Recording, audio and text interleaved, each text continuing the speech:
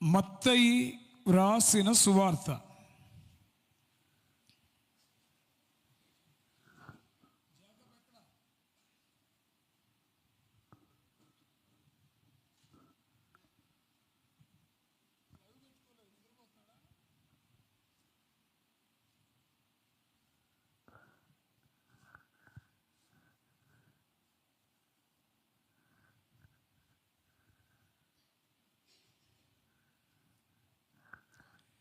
దేవుని వాక్యంలో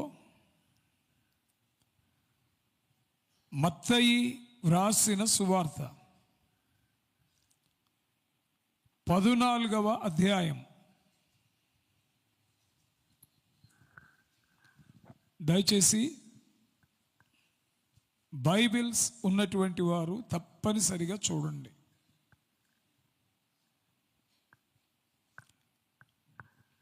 సాధ్యమైనంత వరకు బైబిల్నే ఉపయోగించండి.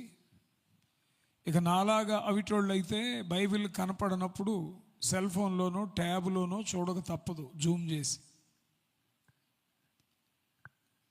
14వ అధ్యాయం 13వ వచనం నుండి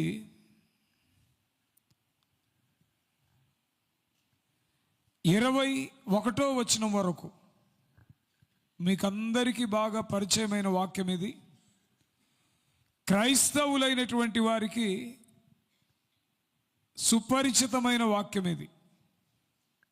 దయచేసి ఎవరైనా చదివి సహాయం చేయవలసింది. యేసు ఆ సంగతి విని దోణి ఎక్కి అక్కడ నుండి అరణ్య ప్రదేశమునకు ఏకాంతముగా వెళ్ళెను. యేసు ఆ సంగతి విని, ఏ సంగతి? రాజైన హేరోదు ప్రవక్త అయిన యోహాను తల కొట్టించాడు అనేటువంటి వార్త ప్రభు దగ్గరికి వెళ్ళిపోయింది. ఆ సంగతి విన్నాడు. వినిన ప్రభు స్పందన అయితే అక్కడేమీ లేదు. కానీ వాక్యం ఎరిగిన వారికి తెలుసు ప్రభు స్పందన ఏంటంటే, యోహాను కాలం ముగిసింది అంటే మనుష్య కుమారుడైన యేసుక్రీస్తు పరిచర్య ప్రారంభమవుతుంది. ఈ నేపథ్యంలో యోహాను గురించి విని దోణి ఎక్కి అక్కడ నుండి అరణ్య ప్రదేశమునకు ఏకాంతముగా వెళ్ళెను. దోణి ఎక్కి అరణ్య ప్రదేశమునకు ఏకాంతముగా. నాకు తెలియక అడుగుతా, దోణి ఎక్కి నీళ్ల మీద ప్రయాణం చేస్తారా, అరణ్యంలో ప్రయాణం చేస్తారా?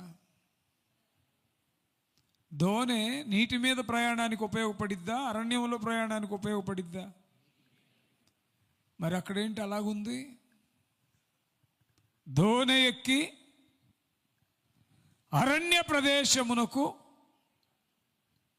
అంటే ఒకవేళ అడవుల్లో నడిచే దోణిలు కూడా ఉంటాయేమో అనుకుందామా? ఒక ఆయన వాక్యం చెప్తున్నాడంట, అబ్రహాము ఇస్సాకును కనెను, ఇస్సాకు యాకోబును కనెను, యాకోబు యూదా అని అతని అన్నదమ్ములను కనెను. సహోదరులారా, ఇప్పుడైతే స్త్రీలు పిల్లల్ని కంటున్నారు, కానీ అబ్రహాము ఇస్సాకు యాకోబు టైంలో పురుషులే పిల్లల్ని కనేవారంట అని చెప్పాడంట. ఏమ్రా బాబు, పురుషులు పిల్లలు కంటారని చెప్తున్నావు, ఏం చెబుతున్నావు అంటే, ఉన్నది ఉన్నట్టు మాట్లాడుకోవాలి. అక్కడ ఏది ఉంటే అదే చెప్పుకోవాలి, కలుపుకోవడానికి లేదు, తీసేయడానికి. అంటే ఇప్పుడు అబ్రహాము ఇస్సాకును కనెను అంటే అబ్రహాము ఇస్సాకుని 9 మాసాలు మోసి కన్నాడనే బైబిల్లో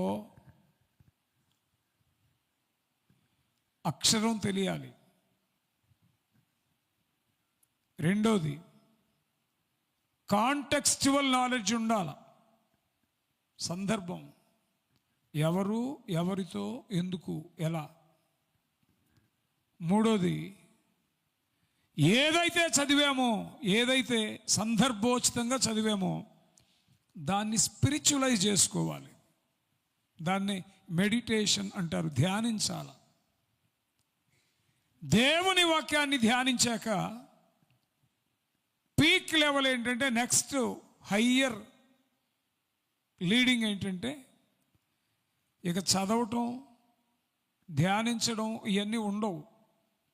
దేవునితో మన జీవితం పెనవేయబడినప్పుడు బైబిల్లో ఆయన చెప్పిన ప్రతి మాటని అనుభవిస్తూ జీవితాన్ని కొనసాగించాలి. ఆమేన్. వినేది వేరు, చదివేది వేరు, ధ్యానించేది వేరు, సందర్భం తెలుసుకునేది వేరు. ఇవన్నీ దాటాక నెక్స్ట్ హైయెస్ట్ లెవెల్ ఏంటంటే, వాక్యాన్ని మనం చెప్పాలి, వాక్యాన్ని మనం అనుభవించాలి. We should have to feel, we have to experience the word of the Lord. దేవుని వాక్యాన్ని మనం అనుభవిస్తున్నాము అంటే అర్థం ఏంటంటే, మనం కూడా వాక్యముగా మారిపోతేనే సాధ్యమైద్ది.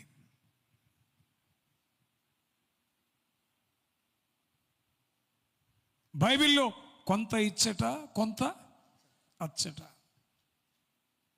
ఒక అధ్యాయాన్ని, ఒక వచనాన్ని చదువుకుని మనకు అర్థం కావాలంటే అర్థం కాదు. అందుకే వాక్య సంపదతో నింపబడాలి. ఈరోజు దేవుని సన్నిధిలో ఉన్న మీరు, మనందరం కూడా అనితర సాధ్యమైన శాశ్వతమైన సంపద దేవుని వాక్యంతో ప్రభువు మనల్ని నింపునుగాక. దోణి ఎక్కి అరణ్య ప్రదేశమునకు ఏకాంతముగా వెళ్ళెను. అంటే అరణ్యములో దోణి వెళ్ళిందని కాదు, దోణి ఎక్కి నదిని దాటి అరణ్య ప్రదేశములో ప్రవేశించాడు. రైట్, చదవండి. జనసమూహములు ఆ సంగతి విని, జనసమూహములు ఆ సంగతి విని పట్టణముల నుండి కాలినడకను ఆయన వెంట వెళ్ళిరి. పట్టణముల నుండి కాలినడకన ఆయన వెంట వెళ్ళిరి. ఎందుకో? ఏ సంగతి విని? ఆయన అరణ్య ప్రదేశానికి ఒంటరిగా వచ్చాడన్న వార్త విని జనసమూహములకు ఆ సంగతి తెలిసి ఏమయ్యారు? వారంతా కాలినడకన, నాట్ బై వెహికల్స్. మనకైతే దేవుని కృప, ఎక్కడికి వెళ్ళాలన్నా కావలసిన కంఫర్టబిలిటీ ఉంది. ఆ రోజుల్లో కాలినడకనే వెళ్ళాలి. చాలామంది వచ్చి ఉంటారు. ఏమన్నాడు అక్కడ చూడండి, జనసమూహములు ఆ సంగతి విని, అంటే ప్రభువు వచ్చాడన్న సంగతి, అరణ్యములో ఏకాంతంగా ఉన్నాడన్న సంగతి విని పట్టణముల నుండి కాలినడకన ఆయన వెంట వెళ్ళిరి. విస్తారమైన ప్రజలను చూస్తే మనకి ఒళ్ళు పొంగిద్ది, కానీ యేసు ప్రభు విస్తారమైనటువంటి ప్రజల్ని, వేల మంది ప్రజల్ని చూసి యోహాను సువార్త 2వ అధ్యాయం చివరి వచ్చిన భాగాల్లో ఒక్క మాట సపోర్ట్ తీసుకుందాం. చూడండి, యోహాను సువార్త 2వ అధ్యాయం 23, 24 వచనాలు. ఆయన పస్కా పండుగ సమయమున, ఆయన పస్కా పండుగ సమయమున యెరూషలేములో ఉండగా ఆ పండుగలో అనేకులు ఆయన చేసిన సూచక క్రియలను చూచి ఆయన నామమందు విశ్వాసముంచిరి. అయితే యేసు అందరినీ ఎరిగినవాడు గనుక ఆయన తన్ను వారి వశము చేసుకొనలేదు. అందరినీ ఎరిగినవాడు గనుక, ఆ మాటకి రైట్ వర్డ్ ఏంటంటే అందరి ఆంతర్యములు ఎరిగినవాడు గనుక. మనమేమో పైరూపాన్ని చూస్తాం, ఆయనేమో అంతరంగాన్ని చూస్తాడు. తండోపతండ ప్రజలు ప్రభు దగ్గరికి వస్తే వచ్చిన ప్రజలను చూసి ఆనంద డోలికల్లో ఊగిపోతాం. మనమైతే యేసు అందరి అంతరంగం ఎరిగిన వాడు గనుక ఎవ్వరికి తాను వశము చేసుకోనలేదు. ఇప్పుడు సేవకుల్ని వశం చేసుకోవడం చాలా ఈజీ.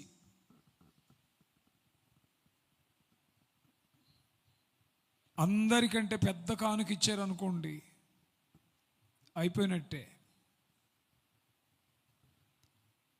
మా గుంటూరులో ఒక పాస్టర్ గారికి ఒక ఫ్లాట్ ఇచ్చారు ఒక ఫ్యామిలీ. అన్నా మీ కుమార్తెకు ఉంటుంది, వాడుకోండి అన్నా, కొత్తగా పెళ్ళయింది కదా అని చెప్పేసి ఇస్తే, నాకు తెలుసు ఆ సంగతి నా ముందే. సంగతి ఏంటంటే ఆ ఫ్లాట్ ఇచ్చిన ఆయన మంచి వడ్డీ వ్యాపారి. అట్లని ఎవరైనా కానుకిస్తే నువ్వు ఎలా తెచ్చావు, ఏ విధంగా తెచ్చావు, ఏం చేసి తెచ్చావు అని అడుగుతామా? అంటే మానవ నైజానికి దేవుని నైజానికి ఉన్న తేడా.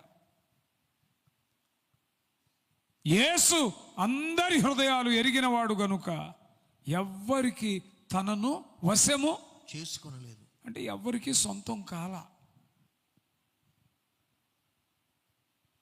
ఒక సేవకుణ్ణి నేను పరిచర్యకు వచ్చిన ప్రారంభ దినాల్లో కలవడానికి వెళ్ళాను డేట్స్ కోసం.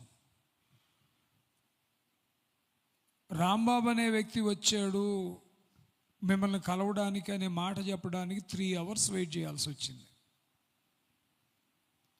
3 గంటలు వెయిట్ చేసిన తర్వాత ఇచ్చే ప్రయారిటీ రకరకాలైన వ్యక్తులకు ప్రయారిటీ వెళుతుంది. కానీ నేనేదో ఒక యవనస్తుడుగా ఉన్నాను, వెళ్ళాను, నాకు అంత పెద్ద సంఘం కూడా లేదు. అప్పుడు డేట్స్ కావాలని అంటే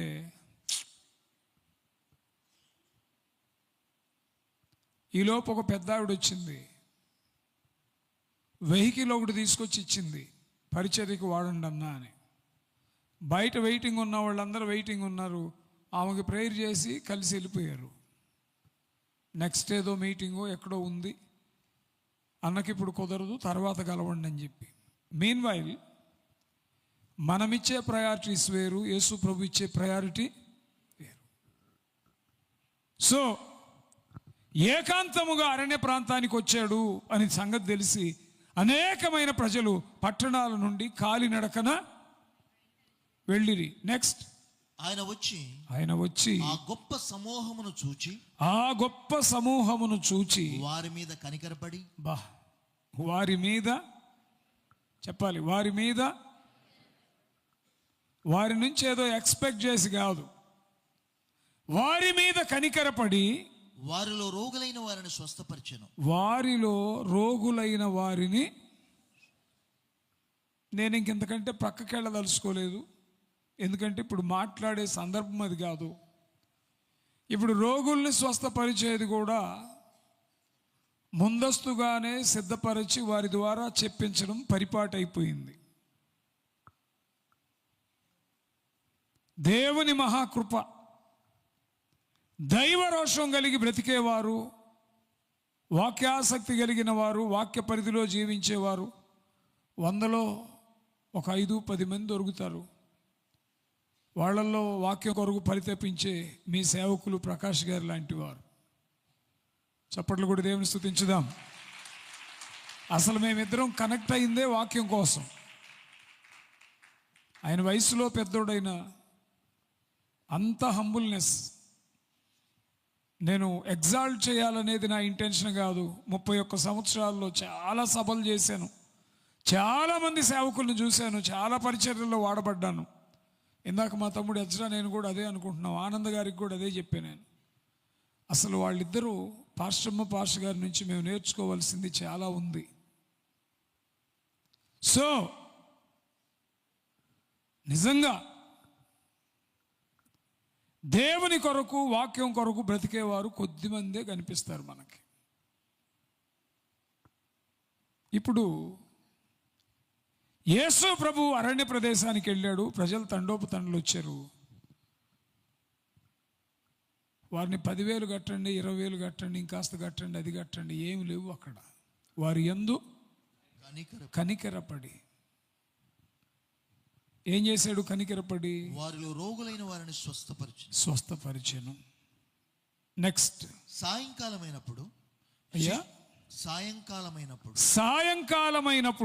శిష్యులు ఆయన యొద్దకు వచ్చి ఇది అరణ్య ప్రదేశము, అవును, ఇప్పటికే ప్రొద్దుపోయింది, ఈ జనులు గ్రామములలోనికి వెళ్ళి భోజన పదార్థములు కొనుక్కొనుటకై వారిని పంపివేయమని చెప్పిరి. వారిని అప్పటిదాకా విన్నారు ఆయన మాటలు, అప్పటిదాకా ఆయన కోసం వచ్చారు. ఆయన కూడా అప్పటిదాకా వారిని స్వస్థపరుస్తూ ఉన్నాడు. ఈలోపు చీకటి అయిపోయింది. చీకటి అయిన తర్వాత అంతమందికి ఆరణ్యంలో వండి పెట్టడం అనేది చాలా కష్టం. ఈలోగా శిష్యులు ఏమని ఎక్స్ప్రెస్ చేశారంటే, అయ్యా వారిని పంపించేద్దాం, దగ్గర ఉన్న గ్రామాల్లోకి వెళ్ళి ఏదో వారికి దొరికింది తినేసి వస్తారు, పంపిద్దామని క్యాజువల్గా వారికి ఉన్నటువంటి ఇంటెన్షన్ వారు వెలిబుచ్చారు. ఇప్పుడు ప్రభు ఏమనాలంటే, దానికే ముందు పేతురు, నిజమే పంపించండి, ఇబ్బంది ఏమి లేదు, వారు వెళ్ళి తినేసి వస్తారు, ఇంతమందికి మనం కూడా కష్టమే కదా, ఎంత గ్యాస్ పడుతుంది, ఎంత కట్టెలు కావాలి, ఎంత రైస్ కావాలి, ఎంత ప్రొవిజన్ కావాలి. ఆయన ఏమన్నాడు చూడండి, యేసు వారు వెళ్ళనక్కరలేదు, మీరే వారికి భోజనం పెట్టుడని వారితో చెప్పగా. చాలా సందర్భాల్లో నడిపింపు లేకుండా గనక మనం ఉంటే యేసు ప్రభు మనకు అర్థం కాడు. కరెక్టేనా నేను చెప్పేది? మనకు గనక ఆత్మీయ నడిపింపు లేకుండా ఉంటే క్రీస్తు మనస్సు మనకు అర్థం కాదు. ప్రభువా నీవు ఎక్కడికి వెళితే నేను అక్కడికి వస్తానంటాడు ఒకడు. ఆకాశ పక్షులకు నివాసములు ఉన్నాయి, నక్కలకు మనుష్య కుమారుడికి స్థలం లేదు, నువ్వు ఎలాగ రాగలుగుతావు అని చెప్పి వాడిని ఆపేస్తాడు. అంటే వస్తానన్న వాడిని ఆపేశాడు. ప్రభువా నాకు రావాలని ఉంది కానీ మా నాన్నగారు చనిపోయాడు, పాతి పెట్టుకొని వస్తాను ప్రభువా అన్నాడు. వాడితో ఏమన్నాడు, మృతులు తమ మృతులను పాతి పెట్టుకొందురు, నీవు నన్ను వెంబడించు. వస్తానన్నవాడినేమో వద్దన్నాడు. మా నాన్న చనిపోయాడు, మొర్రో నాన్నని నేను భూస్థాపన చేసి వస్తాను, తర్వాత వస్తానన్నవాడినేమో మృతులు తమ మృతుల్ని, అంటే చచ్చినోళ్ళని పాతి పెట్టుకుంటారు. ఇప్పుడు లిటరల్గా చచ్చిపోయింది ఎవరంటే వాళ్ళ నాన్న. చనిపోయిన వాళ్ళ నాన్నని చచ్చినోళ్ళు ఎట్ట పాతి పెడతారు?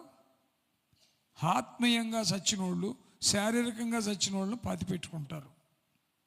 అంటే క్రియ జరగాలి, సేమ్ టైం ప్రయారిటీ ఎవరికంటే ప్రభువుకు ఉండాలి. వారి పని చేసుకుంటారు, నీవు నన్ను వెంబడించు.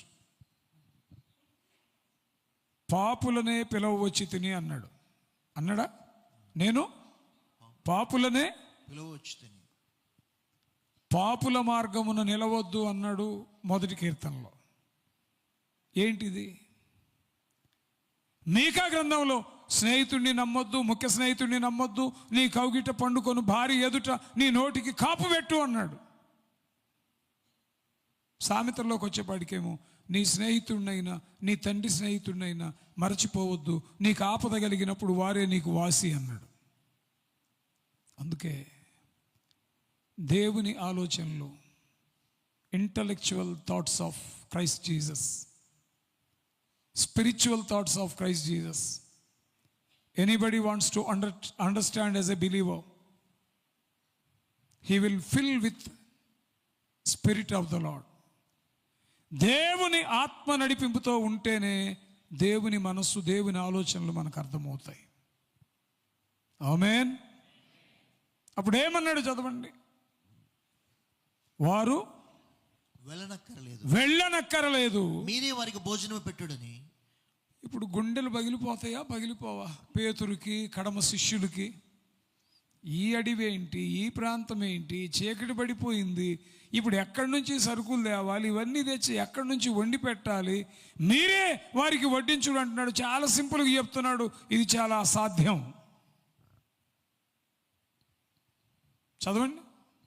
వారు ఇక్కడ మన యొద్ద 5 రొట్టెలను 2 చేపలను తప్ప, మన యొద్ద 5 రొట్టెలను 2 చేపలను తప్ప మరేమీ లేదని గుర్తుపెట్టుకోండి, మాట రాసి పెట్టుకోండి.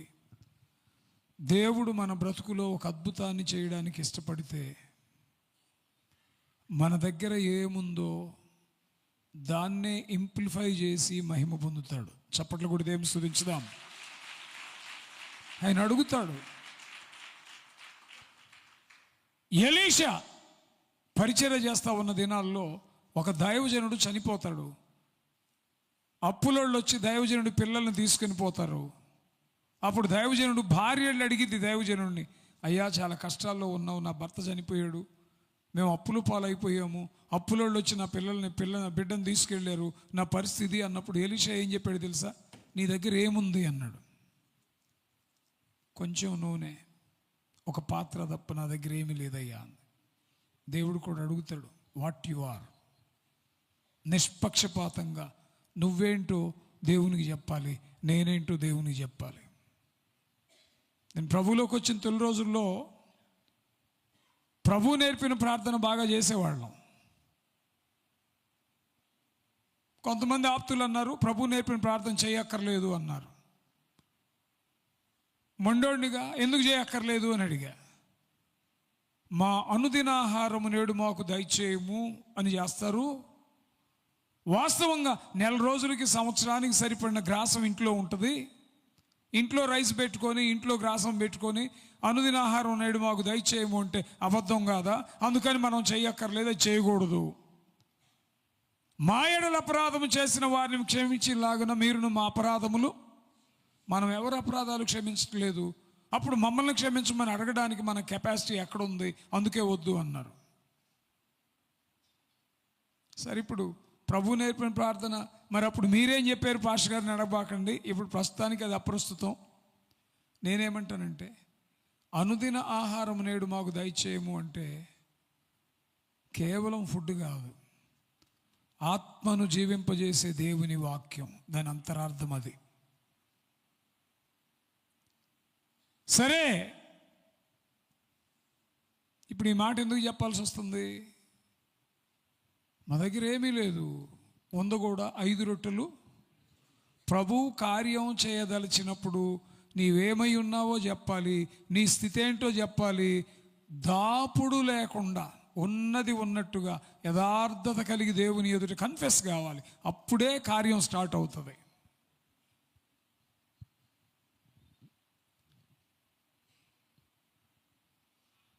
మేము కూడా కానుకలు పట్టాం చర్చిలో. ఎందుకు పట్టమంటే, పరిచర్య చేయమన్న దేవుడు నమ్మకస్తుడు. మనుషులను బట్టి కాదుగా మేము సేవకు వచ్చింది. ఎవరిని బట్టి వచ్చాం? దేవుని బట్టి. పిలిచిన దేవుడు నమ్మకస్తుడు. ఆయన సిగ్గుపడినవాడు. ఆయన సిగ్గుపడినిచ్చే దేవుడు కాడు. పొరపాటున ఇది చేయబోతున్నాం, మీరు ఇవ్వండి అంటే నేను విన్నా. నేను అసలు ఎప్పుడు కంపెల్ చేయను.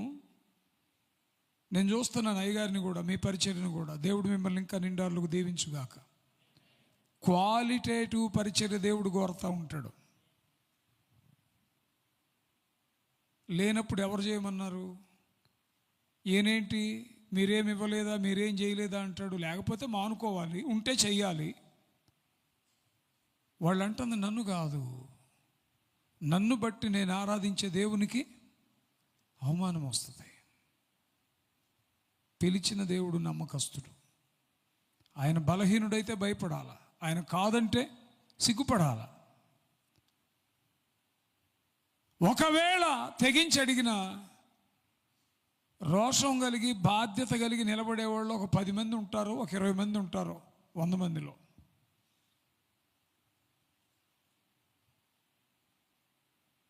అర్థమవుతుందన్నమాట. ఎక్కువ మంది ఏం చెప్తారంటే, ఎక్కడ బ్రదర్, కుదరలేదు బ్రదర్, ఇద్దామనుకున్నాం బ్రదర్, కానీ కాలేదు బ్రదర్.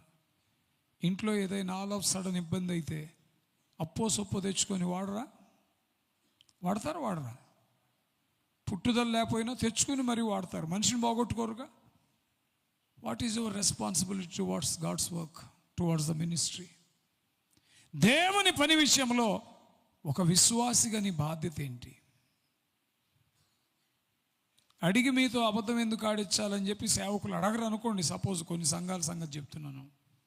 ఒకవేళ అడిగిన సింపుల్గా అనేది ఏంటంటే, కుదరలేదు బ్రదర్, ఇద్దాం అనుకున్నాము, అలా బ్రదర్, ఇలా బ్రదర్. ఇక్కడ వారికి మీరే వడ్డించుడి అన్నప్పుడు ఓపెన్గా డెలిబరేట్గా 5 రొట్టెలు 2 చేపలు తప్ప మా దగ్గర ఏమీ లేదు. 5 రొట్టెలు 2 చేపలు కూడా ఎవరివి? యోహాను సువార్తలో ఉంటుంది. ఒక చిన్న కుర్రాడు. లాజిక్ తెలుసా? 3 రోజుల నుంచి ప్రభు మాటలు వినడానికి వచ్చారు. తర్వాత 15వ అధ్యాయంలో కూడా ఉంటుంది. అక్కడ కూడా స్త్రీలు పిల్లలు గాక తిరిగిన వారు 4,000 మంది పురుషులని, ఇంకా 7 గంపెళ్ళు ఎత్తారని మత్తయి 15లో ఉంటుంది. మనం చదువుకున్న మత్తయి సువార్తలో ఇప్పుడు మనం కంటిన్యూ చేస్తూ ఉన్నాం. స్త్రీలు పిల్లలు కాక పురుషులు ఎంతమంది అయినప్పుడు 5,000 మంది పురుషులు ఉన్నప్పుడు రేషియో మనం ఎట్లాగ ఎస్టిమేట్ చేయొచ్చు? ఒక పురుషుడు ఉంటే 4 స్త్రీలు ఖచ్చితంగా ఉంటారు. 1:4. 5,000 మంది పురుషులు ఉన్నారంటే ఓరల్ ఎస్టిమేషన్ 20,000 మంది ఖచ్చితంగా ఉండాలి. అప్పుడు స్త్రీలు 20,000 మంది ఉంటే పిల్లలు కనీసం 10,000 ఉంటారు. పిల్లలు 10,000, స్త్రీలు 20,000, పురుషులు ఒక 5,000, మొత్తం ఎంత అవుతుంది? రమారమి 30,000 పైచిలుకు. ఒక్క రాత్రిలో నడి సముద్రంలో అర్ధరాత్రి వేళ కష్టమైన పరిస్థితిలో మనకైతే కష్టమే. మన ప్రభు మనతో ఉంటే కష్ట సాధ్యం అనేది సుసాధ్యం. చప్పట్లు కూడా దేవుని స్తుతించండి.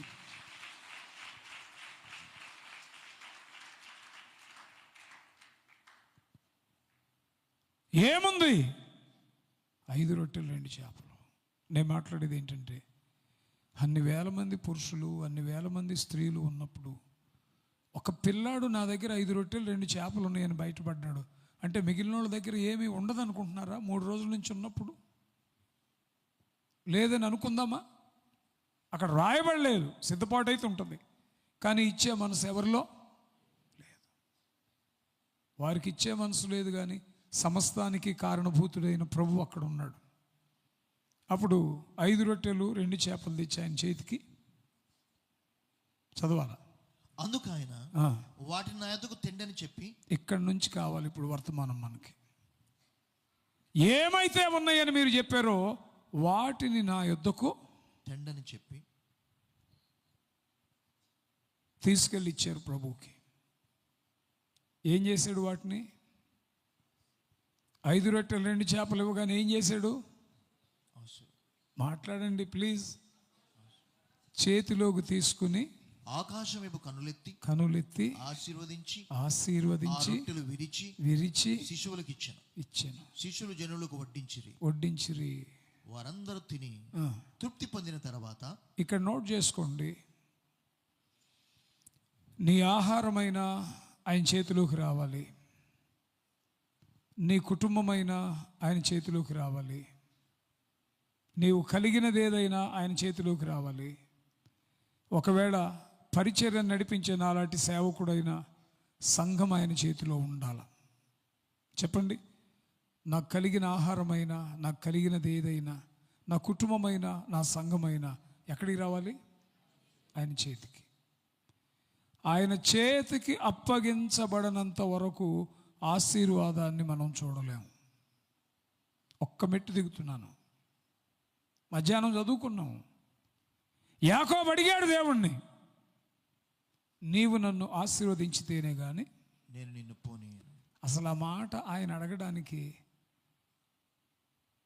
కనీసం ఆ ప్రార్థన చేయడానికి యాకోబు అర్హత పొందడానికి 20 ఏళ్ళు టైం పట్టింది. పాత పాట ఒకటి ఉంది, అలయాకోబును నీవు విరిచితివి, ఆనాడు ఆశీర్వదించితివి, ఇశ్రాయేలుగా మార్చితివి. యాకోబు 20 ఏళ్ళు బానిస జీవితం గడిపితే కానీ విరవబడిన అనుభవంలోకి రాలేదు. యాకోబు విరవబడిన తరువాతనే ఆశీర్వాదకరమైన స్థితిలోనికి నడిపించబడ్డాడు. విరవబడిన అనుభవం లేకపోతే క్రైస్తవులుగా బ్రతకలేరు. దేవ దీవెన సొంతం చేసుకోవాలి అని అంటే విరవబడిన అనుభవం చాలా ప్రాముఖ్యం. ఏముందో అది ఆయన చేతిలోకి రావాలి. ఏ దీవెన నీవు కోరుతున్నావో ఆ దీవెన క్రియారూపం దాల్చాలంటే అది ప్రభు చేతికి అప్పగించాల. ఏ కోణంలో ఆశీర్వాదాన్ని నువ్వు పడయబడుస్తున్నావో ఆ కోణంలో ఆశీర్వాదం నువ్వు పొందాలంటే నువ్వు దాన్ని చేతికి అప్పగించాలి, ప్రభు చేతికి. సామెత ఒకటి ఉంది, కుండలో కూడు కుండలోనే ఉండాలి, బిడ్డ ముఖం. తెలుగు సామెత అది. కుండలో కూడు కుండలోనే ఉండాలి, బిడ్డ ముఖం దుడ్డులాగా ఉండాలంట. సాధ్యమైందా? బిడ్డ బలంగా ఉండాలంటే వండిన కూడు బిడ్డకి వడ్డించాలి, వాడికి పెట్టాలి. ఏ తల్లి అయినా వండినట్టు ఇంట్లో పెట్టుకొని నా పిల్లోడు బలంగా రావాలంటే అర్థం ఉందా? లేదు. ఆశీర్వాదం పొందాలంటే సబ్మిషన్ ఈజ్ మోర్ ఇంపార్టెంట్. అప్పగింపు. చెప్పండి, ఏంటది? అప్పగింపు. చాలామంది ఉన్నారు, ఎవరి దగ్గర ఏముందో వ్రాయబడలేదు. ఒక కుర్రాడి దగ్గర మాత్రం 5 రొట్టెలు 2 చేపలు ఉంటే అపోస్తలుల చేతికి ఇచ్చాడు. ఇవ్వబడిన వాటిని ప్రభు చేతికి ఇవ్వగానే ఆయన ఏం చేశాడు? చేతిలోకి వచ్చిన వాటిని ఆకాశము తట్టు కనులెత్తి ఆశీర్వదించి, ఫుట్ నోట్లు ఏముంటుందో చూడండి, స్తోత్రము చేసినప్పుడు ఎరికో కోట గోడలు కూలిపోయాయి. స్తోత్రము చేసినప్పుడు బంధకాలు విడిపోయాయి. స్తోత్రము చేసినప్పుడు అనితర సాధ్యమైన దైవశక్తి మనుషులను ఆవరించింది. వారు కేవలం నోటి మాట ద్వారా దేవుని స్తుతించి అద్భుతాలు సృష్టించారు. స్తోత్రానికి ఉన్నటువంటి శక్తి మనకు మాదిరిగా వ్రాయబడింది. 5 రొట్టెలు 2 చిన్న చేపలు 2 చేపలు చేతిలోకి తీసుకుని ఆకాశము తట్టు కనులెత్తి ఆశీర్వదించాడు. సింపుల్గా చెప్పాలంటే స్తుతించాడు, ప్రార్థించాడు. ఆశీర్వదించబడడానికి ఈ అధ్యాయంలో మనం నేర్చుకునే పాఠం ఏంటంటే, మనమేమై ఉన్నామో ఉన్న పాటున ఆయన చేతిలోకి రావాలి. చప్పట్లు కూడా దేవుని స్తుతించండి. ఇప్పుడు నేను ఫిజికల్గా మాట్లాడుతున్నా. ఉద్యోగం అంటావా, వ్యాపారం అంటావా, కుటుంబం అంటావా, పిల్లలు అంటావా, అప్పులు అంటావా, ఇంకొకటి whatever it may be, నువ్వేదైనా దేవుని దగ్గర నివేదించు. ఏ విషయంలో ఆశీర్వదించబడాలని కోరతావో ఆ విషయంలో ఆయన చేతికి అప్పగించాల. అప్పగింపు లేకపోతే ఆశీర్వాదం మొదలవదు. ఆశీర్వాదమునకు తొలిమెట్టు అప్పగింపు. వాక్యం వింటూ ఉండగానే సూటిగా ప్రశ్న రావాలి మనలో.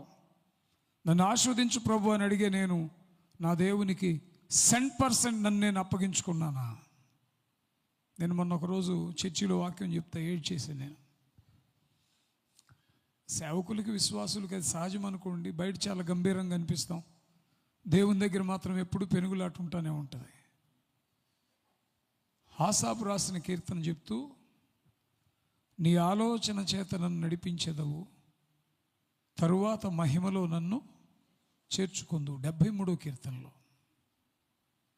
దేవుని ఆలోచనతో నడిపించబడడం చాలా ప్రాముఖ్యం. ఆయన ఎవరిని నడిపిస్తాడంటే ఆయన చేతికి అప్పగించబడిన వారిని నడిపిస్తాడు. ఆయన ద్వారా నడిపించబడిన వ్యక్తి గుర్రాలు అధిరోహిస్తాడో, రథాలు అధిరోహిస్తాడో, ఈ లోకంలో అగ్రగణ్యుడు అవుతాడో, భౌతికంగా ఉన్నత స్థితిలో ఉంటాడో, లేకపోతే రాజ్యాలు పరిపాలిస్తాడో తెలియదు. కానీ ఆయన ఆలోచనతో నడిపించబడిన వ్యక్తి మహిమను సొంతం చేసుకుంటాడు. నాకు వెంటనే ఎక్కడో రివీల్ అయింది. నలగొడుతున్నాడు దేవుడు నన్ను, కొన్ని సంవత్సరాలుగా నలగేస్తున్నాడు. నలిగిపోతున్నా అన్న మాటే కానీ మాటలు, తలంపులు, ఆలోచనలు చాలా జాగ్రత్తగా దేవుని దగ్గర ఉంటా ఉన్నాను. ప్రజెంట్ ఆయన ఆలోచనతో నేను నడిపించబడుతున్నాను. నెక్స్ట్ నా లెవెల్ ఏంటంటే మహిమలోకి వెళ్తాను కాబోలు.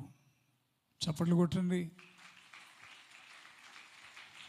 ఎగ్జామ్స్ వస్తున్నాయి అంటే భయం ఎవడికంటే సిద్ధపాటు లేనివాడికి. పరీక్షలు సిద్ధపడ్డవాడికి భయం లేదు, ఆనందం. ఆ మధ్య ఒక పాట వచ్చిందండి, భలే ఇష్టమైన పాట నాకు అది. అన్ని పాటలు అవుననలేను కానీ, బోర శబ్దము వినగా నా బ్రతుకులో కలలు పండగ, అవధులు లేని ఆనందముతో నీ కౌగిలి నే చేరగా, ప్రాణేశ్వర ఇది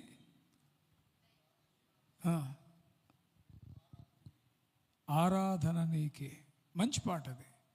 వారు చాలా పాటలు రాశారు కానీ ఒళ్ళు గగుర్పాటు కలిగించేటువంటి పాట, అనుభూతి గీతం, అనుభవాత్మక గీతం. ఒక విశ్వాసికి ఆధిక్యత అంతకంటే ఏముంటుంది? బోర శబ్దము వినగా, బోర శబ్దం వినపడిందంటే నా ప్రియుడు వచ్చేస్తున్నాడని అర్థం. ప్రియుడైన యేసు వస్తున్నాడు అని అంటే బోర శబ్దం వింటాను. ఆయన వస్తున్న విషయం నిజం కాగానే నా బ్రతుకులో కలలు పండుతాయి. నా బ్రతుకులో కలలు పండగ. అప్పుడేమైంది? అవధులు లేని ఆనందముతో ఆయన కౌగిలి నేను చేరతా. ఈ లోకంలో భూమి మీద మనం ఎంతకాలం ఉన్నా ఇదంతా ట్రాష్. మనం ఏదో కాసేపుడు కనుక్కోవటమే, ఇది నాది, అది నాది, అది నేను, ఇది నేను అని. నిన్నే అనుకుంటా అయ్యగారితో మాట్లాడుకున్నాం. నీ ప్రేమ రుచించిన నాడు నన్ను నేను మరచితినయ్యా. అభిషక్త గీతాలండి. తరాలు మారుతున్నాయి కానీ వాటిలో అంతర్భావం ఎప్పటికీ మనుషుల్ని కొడతానే ఉంటుంది. దైవ ప్రేమ రుచించిన వాడు తనను తాను మరిచిపోతాడు. ఫండమెంటల్ రూల్ ఇది. యేసయ్యా నీ ప్రేమ నాకు కావాలయ్యా, నీ ప్రేమను రుచి చూశానయ్యా అని చెప్పి స్వార్థంతో, ధనాపేక్షతో, కుయుక్తితో, అసూయతో, లోక సంబంధమైన విభిన్నమైన ఆలోచనలతో బ్రతికితే యేసయ్య ప్రేమ ఇంకా మనం రుచి చూడలేదని అర్థం. ఆయన ప్రేమను రుచి చూచినప్పుడు, తన భర్త ప్రేమను ఒక భార్య రుచి చూసినప్పుడు తనను తాను మరిచిపోద్ది, భౌతికంగా లోకరీతిగా. పరమ విభుడైన దేవుని ప్రేమను సంఘం, విశ్వాసి రుచి చూసినప్పుడు, నన్ను నేనే మర్చిపోయేటప్పుడు ఇక నేను సంపాదించుకున్న వాటి మీద నా మనసు ఉంటుందా? వైరాగ్యపు అంచులో దేవుని ప్రేమ నిలబెడుతుంది. చప్పట్లు కూడా దేవుని స్తుతించుదాం. నీ ఆలోచన చేత నన్ను నడిపించదవు, మహిమలో నన్ను చేర్చుకుందువు. భూమి మీద ఉన్నప్పుడు మహిమ ఆవరిస్తుంది. ఈ లోకపు యాత్ర ముగిసినప్పుడు కూడా మహిమ స్థానాన్ని పొందుతాం. వద్దాం, వాక్యంలోకి వద్దాం. ఆశీర్వదించబడాలి అంటే ఆయన చేతిలోకి రావాలి. First step. చేతిలోకి వచ్చినప్పుడు ఇచ్చిన తర్వాత కొంతమంది మళ్ళీ వెనక్కి ముందుకు చూస్తుంటారు. వింటున్నారా? ఇచ్చిన తర్వాత నేను చిన్నప్పుడు చర్చెస్లో కానుకలు పట్టేవాళ్ళు. వాళ్ళు ఏం చేస్తారో తెలుసా?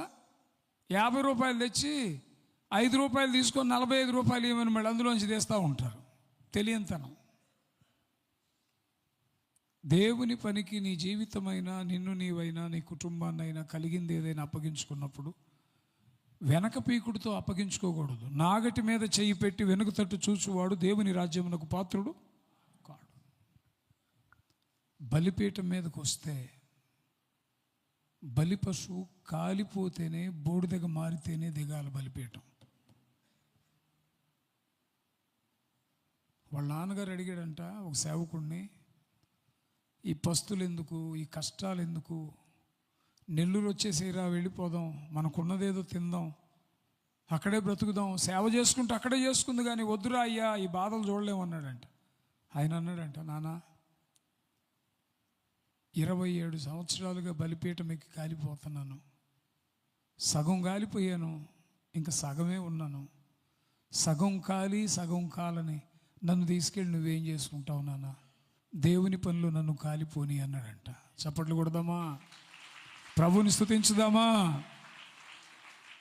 Such kind of commitment. సేవకుడైనా విశ్వాసైనా దేవుని కొరకు కరిగిపోవడానికి, కాలిపోవడానికి అప్పగింపు ఉండాలి. బలిపీఠం మీదకి ఎక్కి చురుకు పుట్టిన ప్రతిసారి కిందకెడితే అది విశ్వాస జీవితం కాదు. కష్టం కలిగిన ప్రతిసారి బయటికి పరిగెత్తితే అది సేవా జీవితం కాదు. Once we committed it's enough. చేతికిచ్చారు, ఇవ్వబడిన దాన్ని ఇప్పుడొద్దు ప్రభు తర్వాత తీసుకొని లాక్కుంటే ఆస్వాదించగలడా? ఇచ్చిన దాన్ని పైకెత్తి, కన్నులు పైకెత్తి తండ్రి అయిన దేవుని కృతజ్ఞతాస్తుతులు చెల్లించి అని ఉంటుంది ఇంకో దగ్గర. ఆశీర్వదించి, ఆశీర్వాదానికి మొదటి మెట్టు ఏంటంటే ఆయన చేతిలోకి రావాలి. 2, ఆశీర్వాదానికి రెండో మెట్టు ఏంటంటే విరవబడాలి. చెప్పండి, ఏమవ్వాలి? విరవబడితేనేగా స్త్రీలు పిల్లలు గాక పురుషులు 5,000 మంది తినగా 12 గంపలు మిగిలిపోయినాయి అని చెప్తుంది వాక్యం.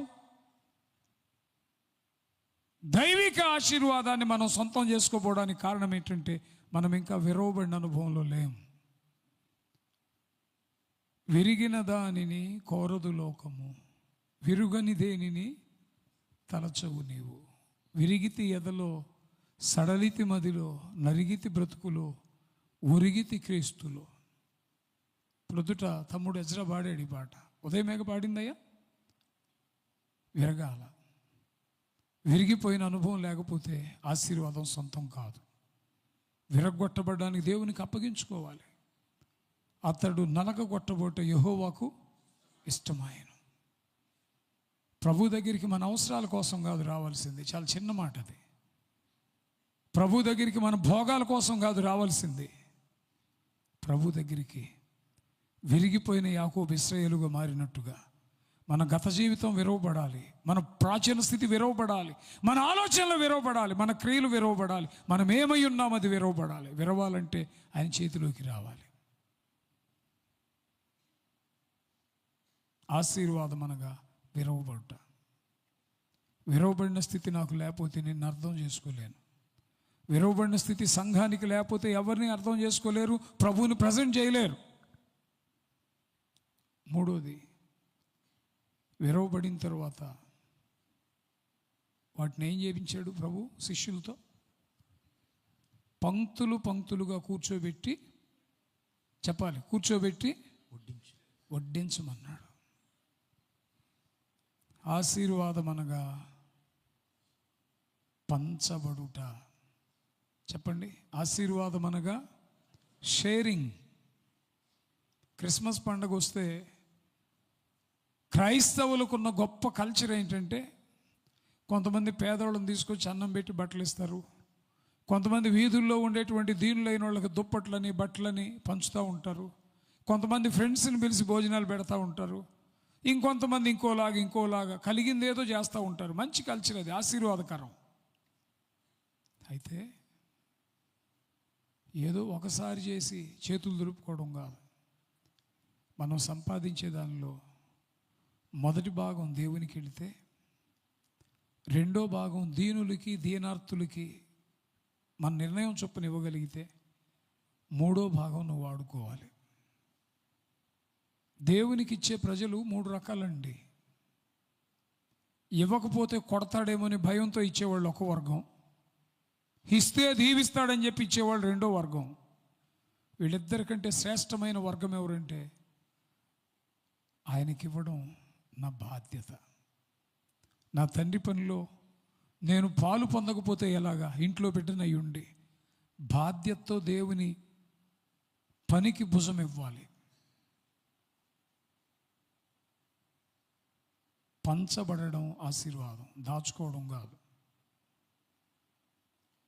మా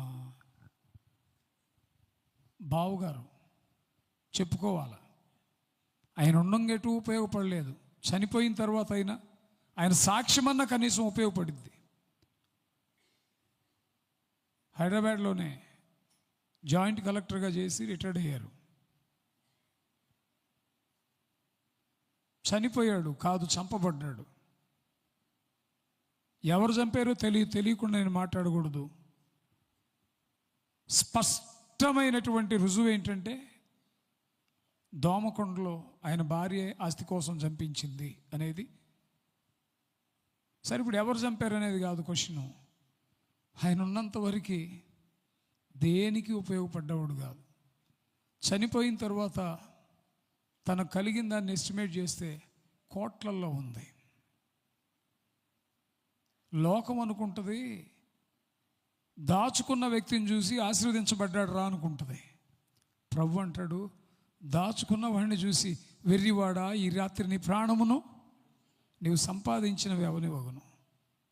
తల్లి గర్భము నుండి దిగంబరిగా వచ్చి తిని మరల నేను దిగంబరినై వెళ్ళేదను. అసలు ఈ సత్యం ఎంతమందికి తెలుసు? తెలుసు, కానీ స్పృహలోకి రాం. ఏది రాదు మనతో, ఏది రాదు మనతో. చివరికి మన శరీరం కూడా మనతో రాదు, ఇక్కడే విడిచేస్తాం. ఆశీర్వాదం అంటే పంచబడుట. నీ జీవితం పంచబడాలి ఇతరుల మేలు కొరకు. కలిగిన దాన్ని వాక్య సంబంధంగా దేవుని చిత్తంలో పంచబడాలి. అసలు దాచుకున్నవాడు ఎంతకాలం ఉంటాడో తెలియదు, కానీ పంచినవాడు ప్రజల గుండెల్లో స్థానాన్ని సుస్థిరంగా సంపాదించుకుంటాడు. దేవుని కొరకు పంచబడ్డవాడే హృదయ సీమను పరిపాలిస్తాడు. ప్రభు వస్త్రాన్ని కాదు చీట్లు వేసి పంచుకుంది, ఆయన శరీరం కూడా. ఇది మీ కొరకైనా ఏం చేయాలి? నన్ను కొరింథీ పత్రికలో ఉంటుంది, మొదటి కొరింథీ 11లో, మీ కొరకై విరవబడిన నా శరీరము నన్ను జ్ఞాపకము చేసుకున్నట్టుకై దీనిని ఈరోజు కూడా పంచుతూ ఉన్నాం. ఆస్వాదించిన తర్వాత రొట్టెనే సంగతి మర్చిపోండి, ప్రభు శరీరం అది. ఈ రోజుకి పంచబడతానే ఉన్నాడు ఆయన. క్రైస్తవ జీవితానికి దేవుడిచ్చిన ధన్యత ఏంటంటే పంచబడుట. మూడోది ముగిస్తా నేను ఒక్క మాట చెప్పి, ఆశీర్వాదం అనగా నీ కోసం నువ్వు ఉంచుకోవడం కాదు, తరాలకు దీవెనగా నీ జీవితం మిగిలిపోవడం. చప్పట్లు కొడదాం.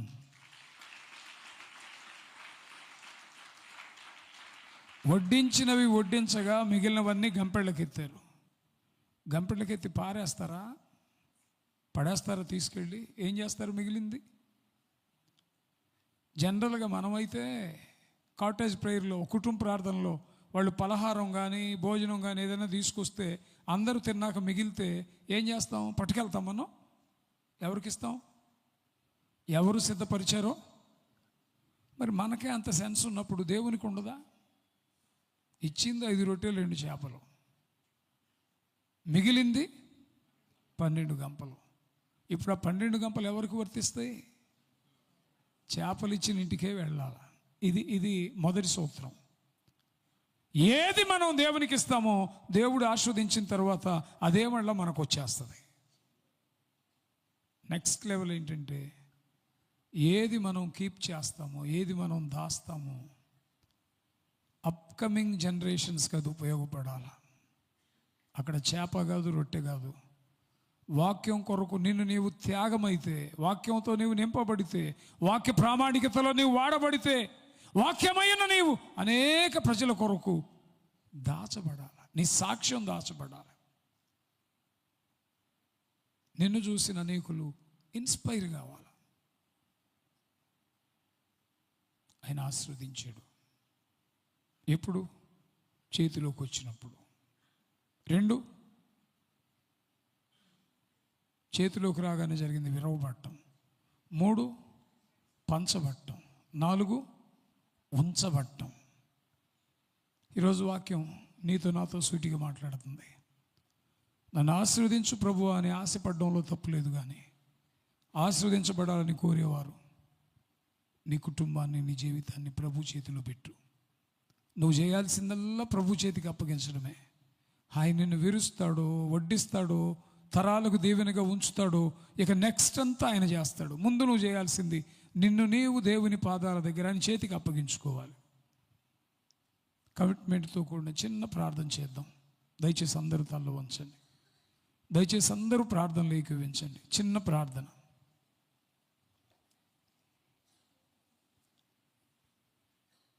ప్రేమ కలిగిన ప్రియ తండ్రి, సర్వాధికారి స్తోత్రం. మీ రుణాన్ని తీర్చలేం ప్రభువా. ఏమిస్తే మీ రుణం తీరుతుంది నాయన. పాడైపోయిన మా జీవితాలు, యుక్తము కాని మా జీవితాలను ప్రేమించి మీ కొరకు ఏర్పరచుకున్న దేవుడు, మేము వెదకలేదు కానీ మీరు మమ్మల్ని వెదికారయ్యా. వెదికి రక్షించిన దేవుడు మీరు. ఆశీర్వదించబడడం కొరకు అద్భుతమైన పాఠం మాతో మాట్లాడారు. మీ చేతికి మేము మమ్మలను అప్పగించుకోకపోతే మా బ్రతుకు అర్థం లేదు. మేము అప్పగించుకుంటేనే కదా మీరు స్తోత్రించేది. మేము అప్పగించుకుంటేనే కదా మీరు విరిచేది. మేము అప్పగించబడితేనే కదా పంచబడేది. పంచబడితేనే కదా మిగిలేది. మిగిలితేనే కదా తరాలకు దీవెన. వాక్యాన్ని నీరు కట్టి వృద్ధిపరచండి. చేరి వచ్చిన ప్రియులను, వారి కుటుంబాలను బట్టి ప్రార్థిస్తూ రేపటి దినానికి మమ్మల్ని ఆయుధపరచమని యేసుక్రీస్తు ఉన్నత నామంలో ప్రార్థిస్తున్నాం తండ్రి. ఆమేన్.